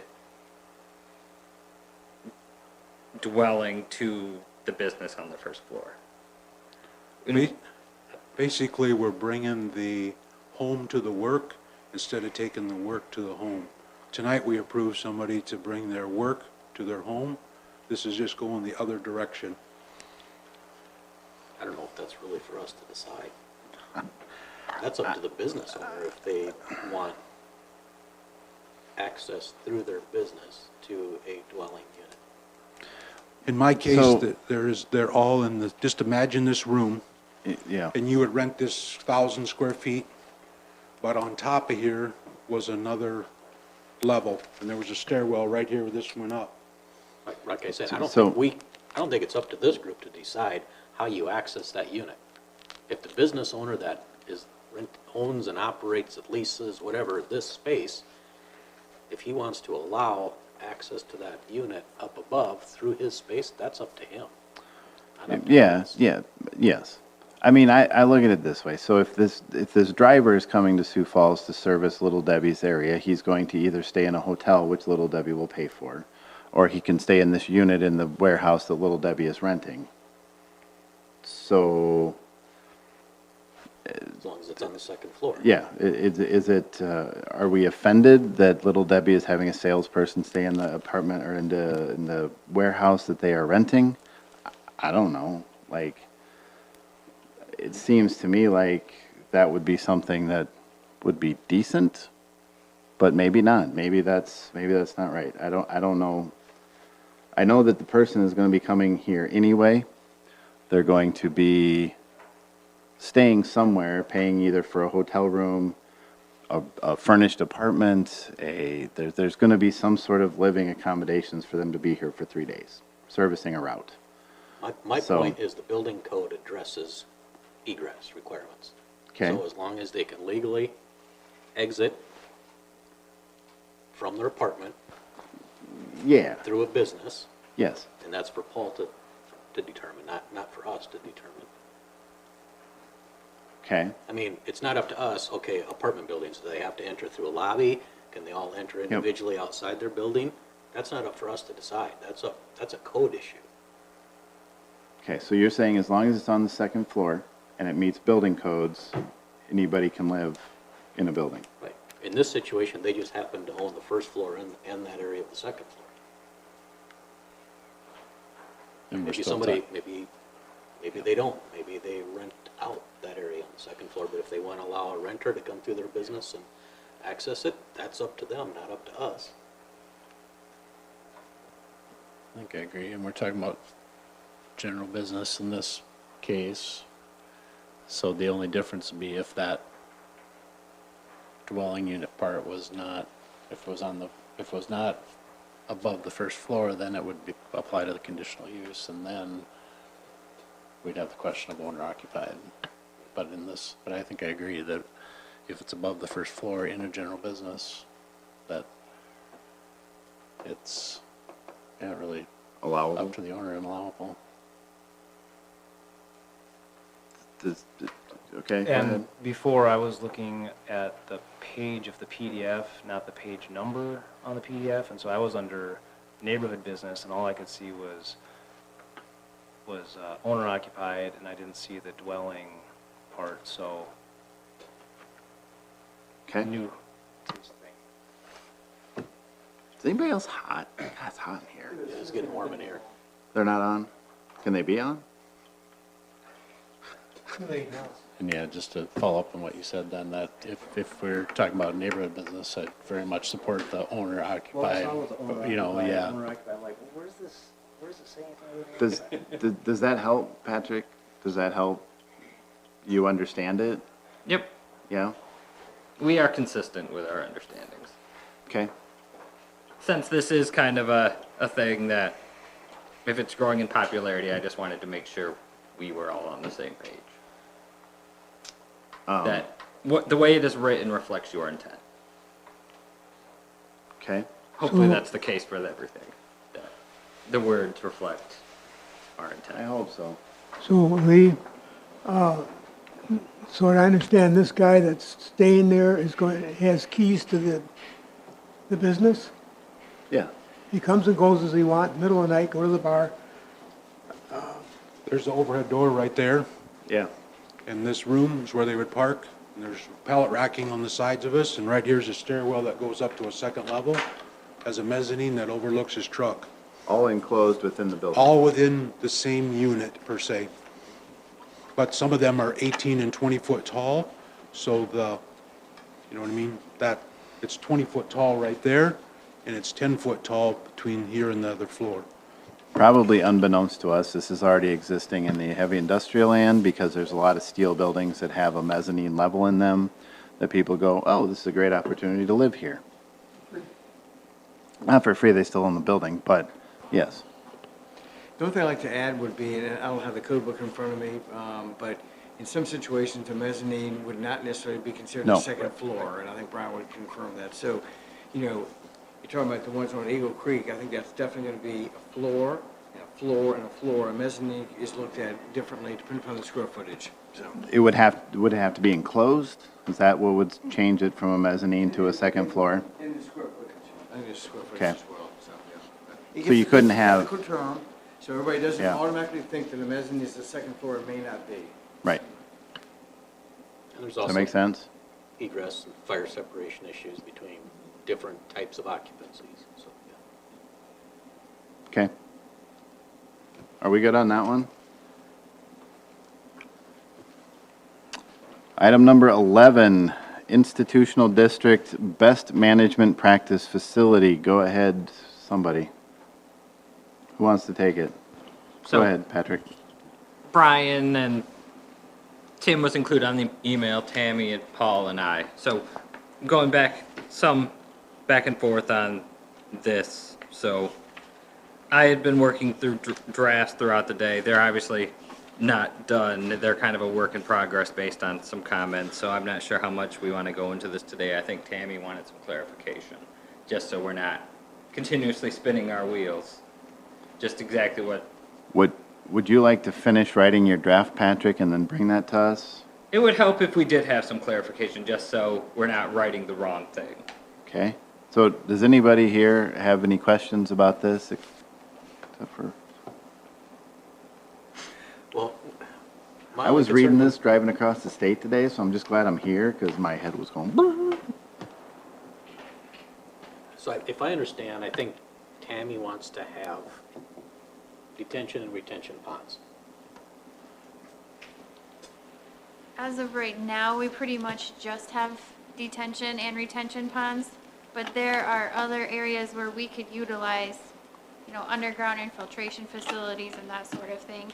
They would all be publicly owned, and I'm thinking kind of like even in Aspen Park. I think we have some really good opportunities to do some more of that green infrastructure where we're recharging the groundwater and we're not just sending everything to the river. There's a lot of water quality benefits to that, and now that we're an MS4 community, I think we should start looking at that. Plus, Brandon is pretty much sand, so we have a really good opportunity to do a lot of that infiltration, which also cuts back on stormwater costs. You know, it takes a lot to put that water underground into concrete pipes and send it to the Big Sioux River. So if we can keep some of that in town and infiltrate it, that's better. To me, my kind of vision for these areas are making them more like pocket parks, where they're kind of like that nature area. I don't want them to be an eyesore. I don't want them to be, you know, holding water where there are mosquito traps, that sort of thing. But the problem comes in is, what do we zone them as? So all of them are platted separately. To me, since I kind of want them to be more kind of like that pocket park, we treat them like the other parks in town, where we're changing those to institutional. I know there was some concern about maybe we just keep them NRC, and if you want to keep them NRC, I'm fine with that. But know that there are improvements, there's control structures and weirs and everything else that go into that. And so what would be the difference, like say Bethany Meadows area? That's a big kind of detention pond, but there's some sediment traps in there, there's control structures in there, there's a weir in there. At what point is that more developed than just an NRC? And maybe we just keep that NRC? I don't care, I just want to be consistent across the whole town, because we have quite a few of these now.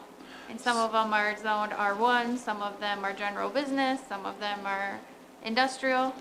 So we have worked to take all city property and rezone it into the institutional zone. Yes. And so these theoretically are all city property as well, correct? So then why wouldn't we just put them all in the institutional zone, like the rest of city property? Because they can also fit in NRC without a rezone.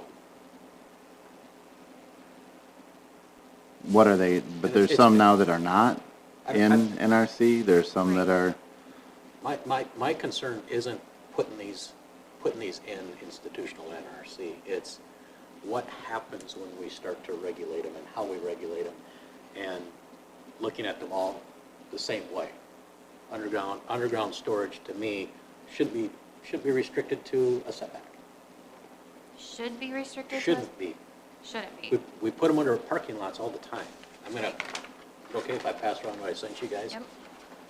So this Yes, first sir. page is underground storage.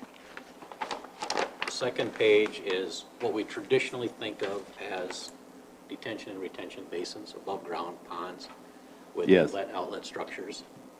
for those that. And then the last page is, I call it low impact ways of addressing it. So do we treat them all the same way? Do we put setbacks on them? You know, the same as we put building setbacks? I don't think we should. So I don't like to generalize BMPs all the same, because there's so many different types of BMPs. What, I mean, even pavement can be a BMP. yes. What do we have for institutional zones in terms of setbacks and whatnot? I mean, we're talking about, usually these are very large parcels. And could we do infiltration trenches? Could we do all of this inside of the parcel and meet the setbacks? So the way it's kind of shaking out in my head, whether it makes sense practically or not, you are the practical ones, I am the philosophical planner that does things in my head that may not make sense. But, so it is hard with setbacks if you label them as a use, a principal use as setbacks, and that's hard because then you would have to narrow it down into many different specific types of principal usage, because there are many different types of BMP facilities.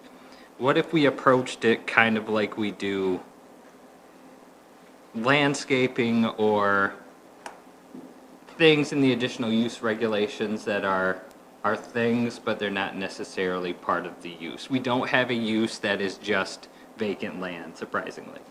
If you look in the districts, vacant land is not a principal land use, which maybe it should be. And this is just kind of a thing that happens on vacant land or with something else.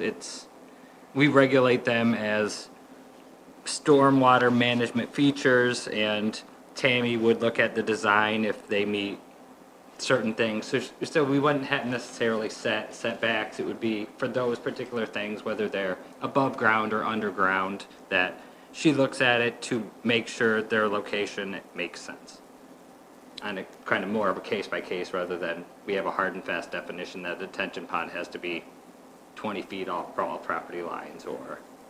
So we did this a little bit when it came to xeriscaping and landscaping. We don't. Correct. It would be more that approach. Yeah, we don't define everything in xeriscaping. We sort of leave it up to the city engineer's discretion as to whether or not it meets the criteria of xeriscaping, and you present a plan.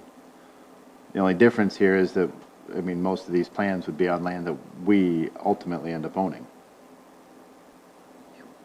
There are some around the city that the city doesn't own. The detention Right. pond in Rovang is owned by the Development Foundation. For now, Marmon has its own detention ponds. Marmon does, yes. So there are some that are not city owned. So. And how many, The new parcel up by the water tower, yep, okay, that we talked about up by the school. They were gonna use the road ditch for their BMP. I know Lee, on your development, you guys are using the setback for yours, and that's what I'm trying to get back.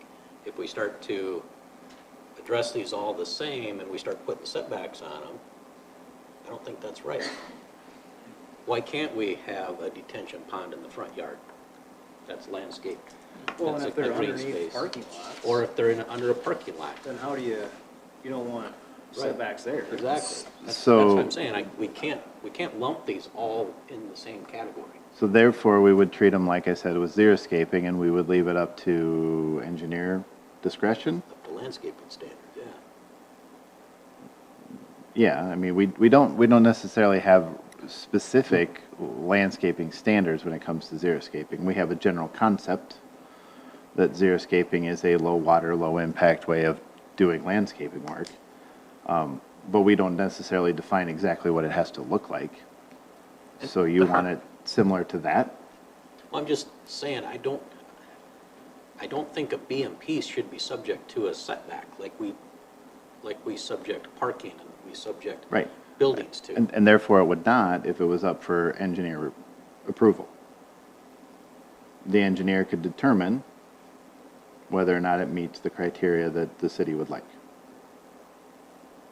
What I'm trying to hammer out is, I think it sounds like we are on the same page. What I'm trying to hammer out is, when does somebody plants a garden? At what point, when they add things, does it go from just being a garden to being a BMP? What do they need to add to it that would make it subject to review by Tammy? When does something go from a garden to be a rain garden? Do you just add things, or are you doing it with a specific purpose to be a stormwater? Well, most BMPs are built because we require them. Right. I'm just trying to run Yeah. into a situation where someone builds something and it's for that, but they don't want to go through have the city engineer review it process. So they're always, I just planted it because I like the flowers and not because it's Yeah, I stormwater. think they still need to comply with landscaping standards and, no pavement within certain, zoning standards and those. But I think a required BMP is different than if somebody just wants to do it because they want to do it, you know what I mean?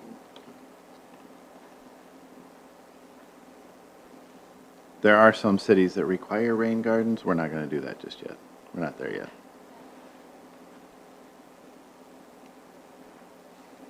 Okay, does that make sense? Do you I think have so. direction? I think so. I think we are all have the same general idea. Hopefully we're moving in the right direction. Patrick, you're the wordsmith, so we'll let you do it. I think the next draft, it'll look different because the current draft in the packet does reflect them as being treated as a principal use that has setbacks, and other requirements stipulated on them. The next draft will treat them more on a case-by-case basis like we do xeriscaping. Okay. Everybody good with that? That one made my head hurt a little. Item number 12, building permits for April. There's a lot going on. Seems like it. It's shingling Well, season again, huh? So Paul is not building houses anymore. He's just reshingling and doing decks and fences. But hey, you're busy, so I'm all for it. It doesn't have to be a house to be busy. The building official does not build in this town. What?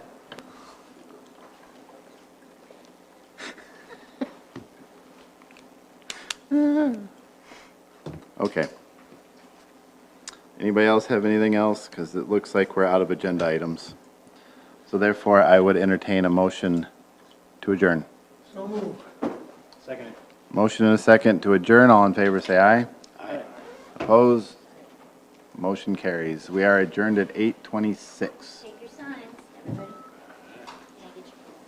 605, 366, 997. Oof. It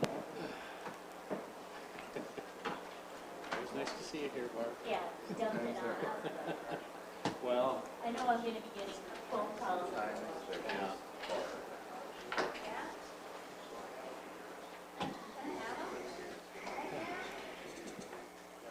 Oh, welcome.